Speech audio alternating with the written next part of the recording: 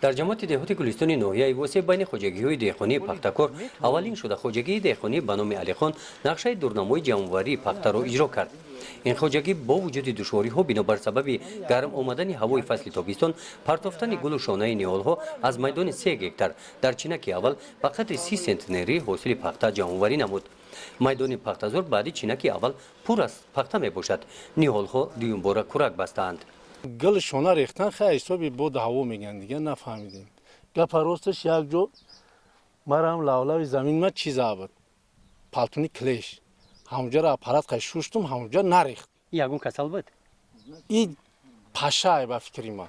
برای همونجا نریخته همون گل شانه هم خیلی هم دو طرف زمینی مرد وقتی هم پالتونی کلیش زد اپارات خیلی شوشتیم همونجا نریخت. سری وقت یعنی.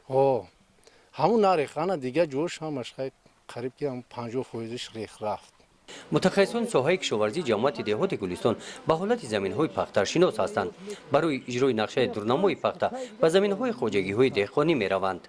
امسال جماعت دهات گلستان در میدان 1160 گکتار کشت پخته گذرانده. نقشه دورنمای کشت پخته باشد 2584 تن را تشکیل می‌کند.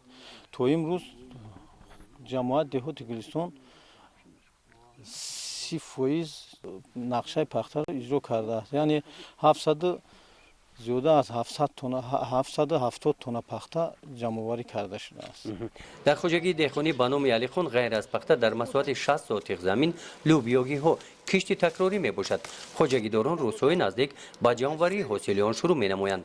برای کشت تیرماهی تا همین روز مساحت 30 هکتار زمین در جماعت دهات گلستان آماده کرده شده است. گزارش خواجه نظریف خدای نظر ظهور از ناحیه واسه برای برنامه اطلاعاتی نوید.